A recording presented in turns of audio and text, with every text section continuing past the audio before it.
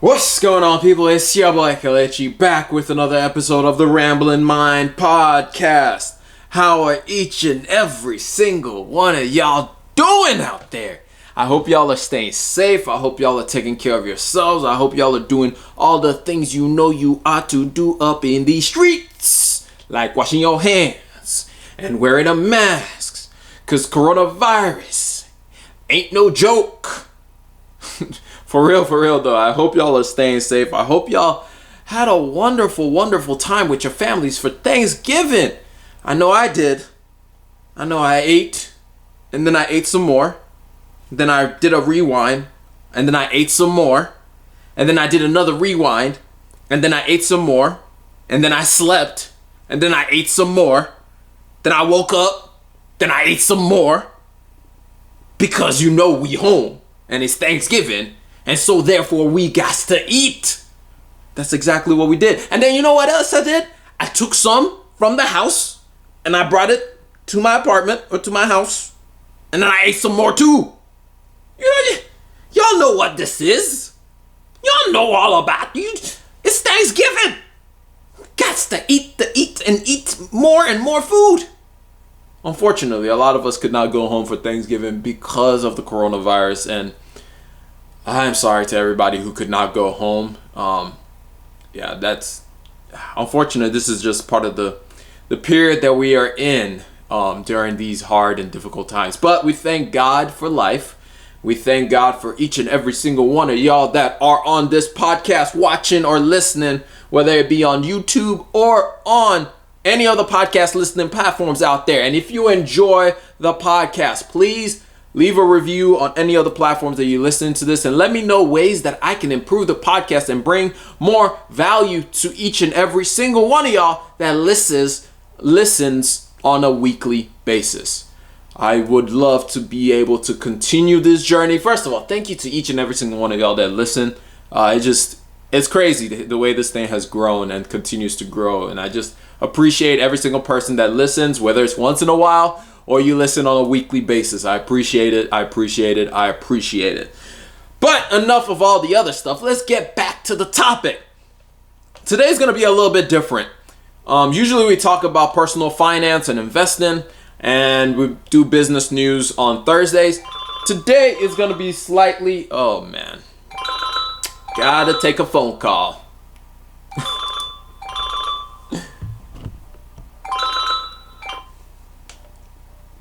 Hello, Daddy. Where were we before that phone call came in and kind of changed the whole trajectory of this podcast? Anyway, Thursdays we do business news. But anyway, today what we're going to focus on is a couple of investment moves that I am thinking about making, and this possibility of starting a new series on the podcast. Maybe. I don't know if this is going to be a series or if it's just going to be me talk about it one time and then not talk about it again as we move into the future. But the reason for this is, as I learn more about investing and as I learn more about how to go about investing, I know that I don't know that much, if anything at all, especially when it comes to picking stocks. When it comes to ETFs and index funds, that's easy. That's easy work. I'm able to do that one in my sleep. Like, I can teach anybody how to do that. But I'm still learning how to pick single stocks. I mean, one of the books that I'm still reading is Rule Number 1 by Phil Town. I'm still learning how to determine entry price points and how to understand management teams, how to look at management teams, how to know if management teams are moving in the right direction, and all those things that are important when it comes to looking at businesses. I'm still learning. Like, I'm gonna be honest with y'all, it's been since March, February, when I really started taking it more seriously and trying to understand businesses and understand how businesses operate and all that kind of stuff. So I'm still very much learning, but there is one thing that I do want to do, and that is big bets. The series is going to be called Big Bets. And basically the idea is to find companies and to find a few companies that I think really, it's not to find, I already found the companies that I really think will be explosive in the next few years, and basically it's to make a bet on them. And it's going to be a completely speculative play on these companies. If they get wiped out, I'm okay with it. If they don't get wiped out, I'm also okay with it.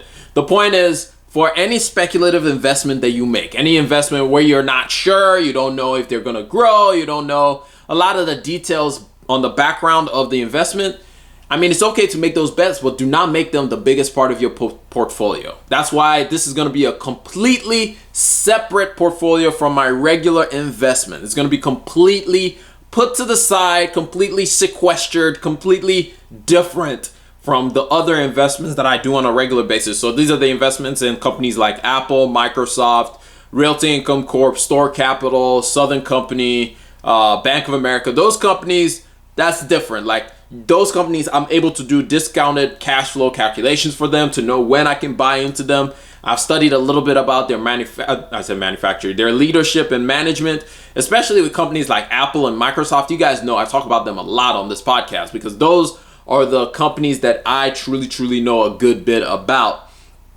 But for these other companies, and we'll get started with one of them here in a short while, I don't know too much about them. Some of them are brand new companies. Some of them are very small companies, but it seems like they have a lot of room for growth. And one of the things that I don't want to do is to kind of be like, oh yeah, I knew exactly what I was doing. That's why I did this. That's why I did that. That's not true. In all honesty, I'm probably may get lucky. I hope I get lucky with some of these bets, but if I don't, that's fine too. But the point is, this is me trying to make a speculative play into a couple of stocks. So the first one that I want to talk about today is Roblox. And I have notes written about this company, mainly because they just filed to go public, and they'll probably go public sometime in December.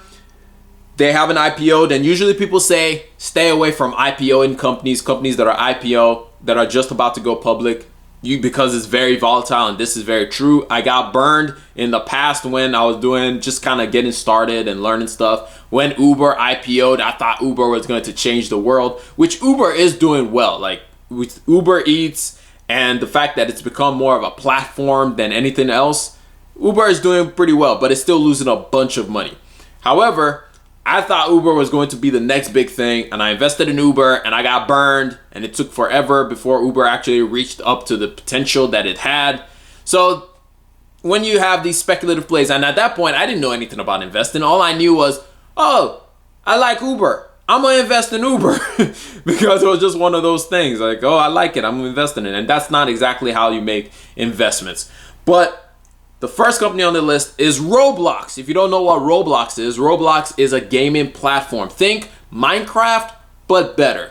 And it's a platform where a lot of teenagers and tweenagers, I think is how they say it, play on that platform. The beautiful thing about Roblox is you don't just play, but you can also have the ability to create. We've talked about it on one of the business news. The beautiful thing also is people can make money off of the platform. And the more that you can make your platform be more than one thing, the more beneficial and the more creative or the more open it becomes for other people to get into the platform. And so Roblox, it announced or filed its S1, and it revealed that in the third quarter revenue, it grew over 91% to about $242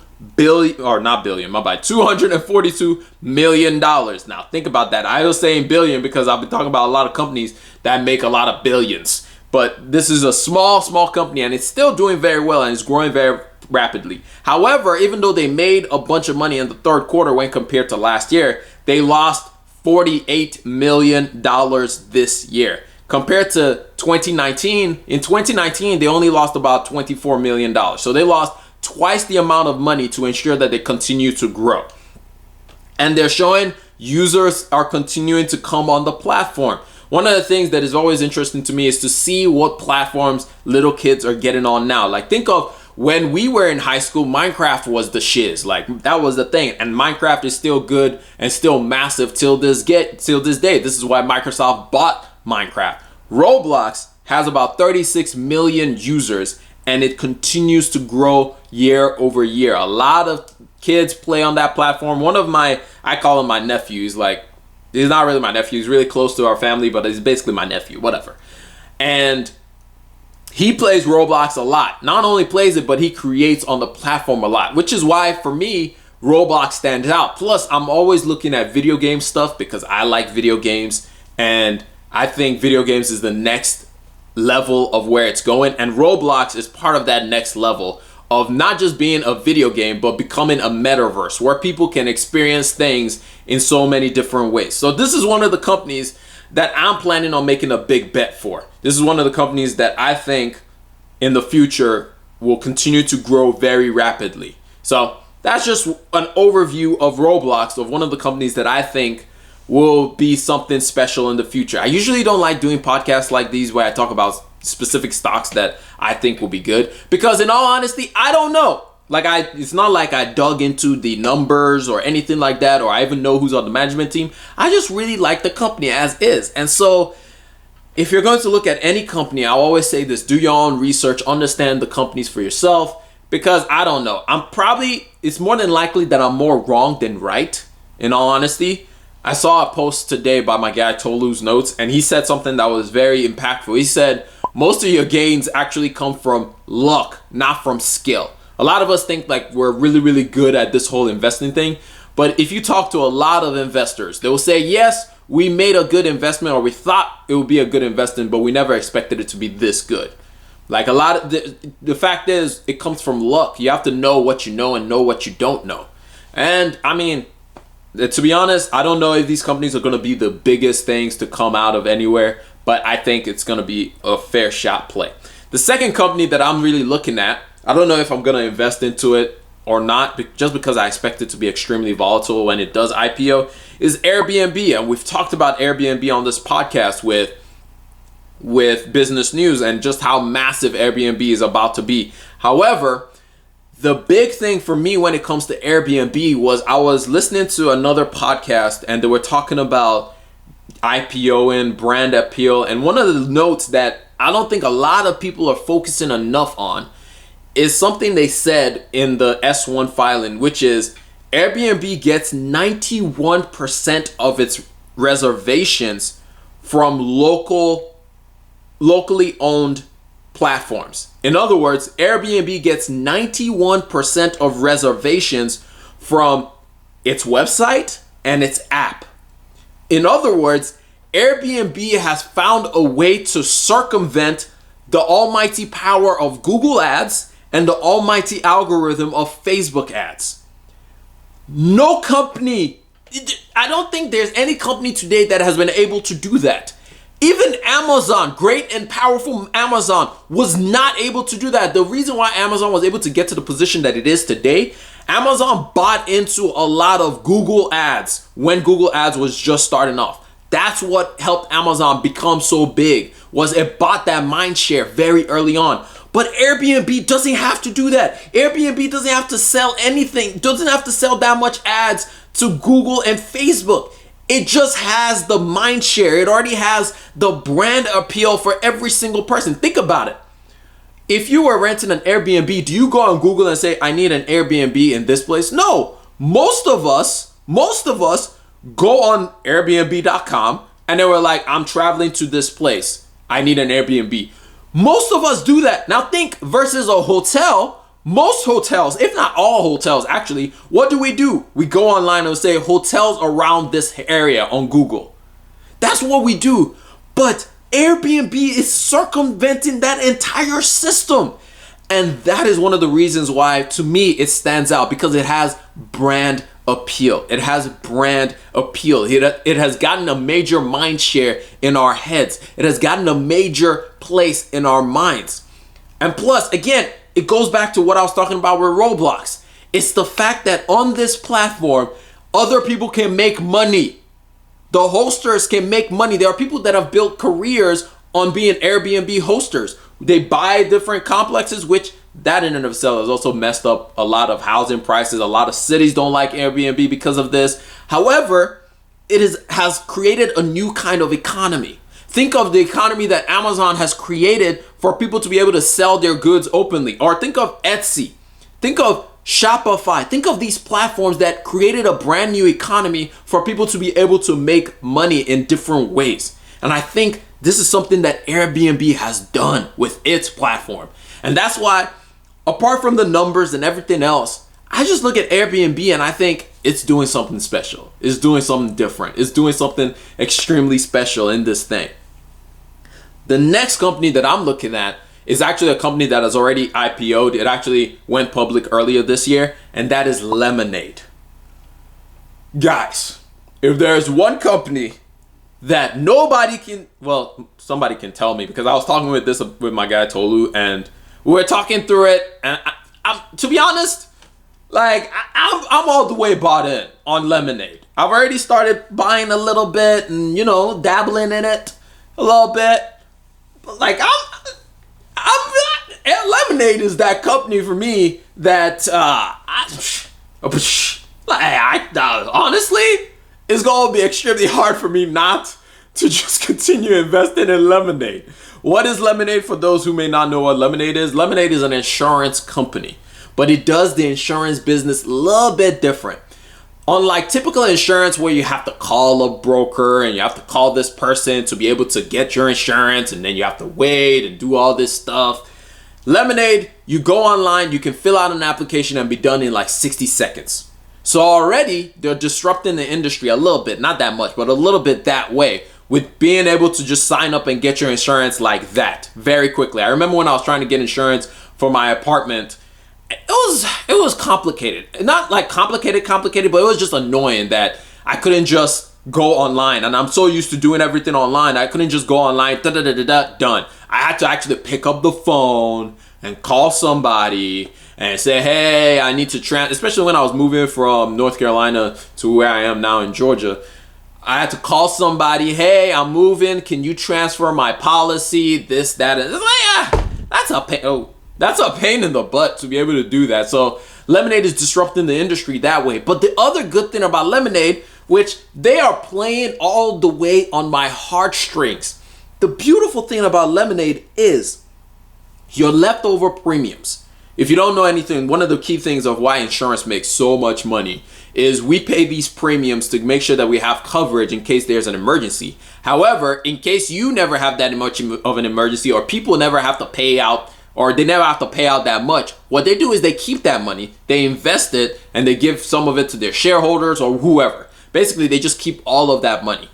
What Lemonade does is, instead of overcharging you and then not keeping all that money in-house, what Lemonade does is any money that they have at the end of the year, they will donate it to a charity. After they've paid all their staff, done all the stuff, paid shareholders, all that stuff. The leftover dollars, of course, they have to reinvest into the business as well, because if they're not doing that, then all of this.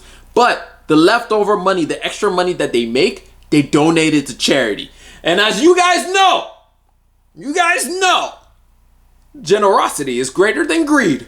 And I love it. So they're playing all the way to my heartstring, and it's extremely hard for me to be rational when it comes to this company.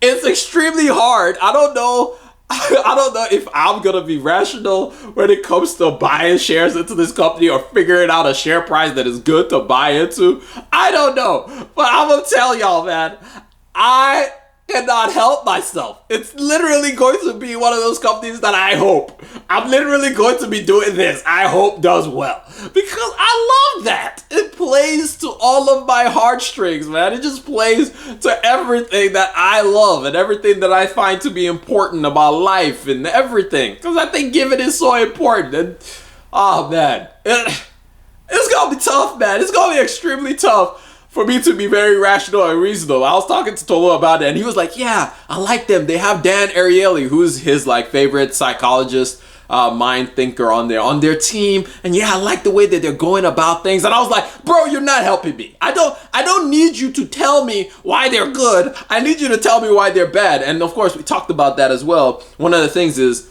they pay out claims like that. Like if you have a claim, let's say something happened in your house or your laptop got stolen, and you report it to Lemonade, unlike a typical insurance company that would hey, we'll send you an appraiser, we'll send you this, you have to do this. In under 3 minutes, they will give you the amount that you need to cover whatever it is. And so that's a great thing, and that's beautiful. But what they're hoping is they're playing to the heartstrings of the better of humanity, that humans are generally good. Is basically what they're playing to, that people are generally good when they're treated well. I don't know how long that's going to last. I don't know how long they're going to be able to keep running it that way. Are people going to abuse the system? Are people going to keep reporting things that doesn't really happen. The thing is, like, they did research and they said that over 94% of people actually want to report things the right way, and there's like 6% where there's insurance fraud. And so, like, that sounds great, but you and I know, like, people are not always that good. So I don't know. To be honest, I really cannot tell you yes or no on this, because I'm not rational when it comes to this company. Like, I love this. Like, I can't help myself. So I'm not gonna sit here and be the one to be like, oh yeah, you know, it's the good. No. I'm not rational. I'm extremely bullish on lemonade. I'm very bullish on lemonade. And so yeah. So these are 3 of the 4 companies that I am thinking of opening positions in, or not thinking. I probably will open positions in. And the last one is Rocket Mortgage. This one is just, I think, Rocket Mortgage, we talked about it one time on the podcast when they were going public. Rocket Mortgage has more mortgages than the biggest mortgage lender, which is Wells Fargo. So think about that, especially in residential mortgages. Now, of course, the coronavirus has spiked those numbers up very high, but I think Rocket Mortgage is here to stay because it made this process, again, anything that does convenience, anything that makes life more convenient for people, I think is going to be a good thing in the future. I just think it's going to be a good thing. But that's just me, though. I can't say that I know the entry price point that I need to do on Rocket Mortgage, or I know where to. I don't know this, man. In all honesty, my hope is that it 3x's in the next 3 years for each and every one of these companies. So we'll update you, and I'll update you guys on each of these companies as it's going to progress, and how it's progressing, and how it's going along, and what are the things that I'm watching out for as I invest in these companies and build out positions in them. This was a little bit different because I just straight up talked stocks this whole time. I hope y'all enjoyed it. I don't know if you guys appreciate this kind of content, if I should do more of this or if I should do less of this. Let me know. Hit me up on Instagram. Hit me up on Twitter at KelechIwuaba or at Rambling Mind Show. And you can reach me on either one of those platforms. And I'm always open to answer questions. You can hit the link in the show notes, and you can go to my website, ramblingmindshow.com, and you can just email me, and I can talk through any of the questions that you got. But anyway, that's all I got for y'all. I hope y'all learned 1, maybe 2 things. Well, I don't think anybody really learned much of anything except for the fact that Kelechi is really bullish on lemonade. But I'm going to catch y'all up on the next one. Remember, generosity is always greater than greed. God bless each and every single one of y'all, and I'm out. Peace.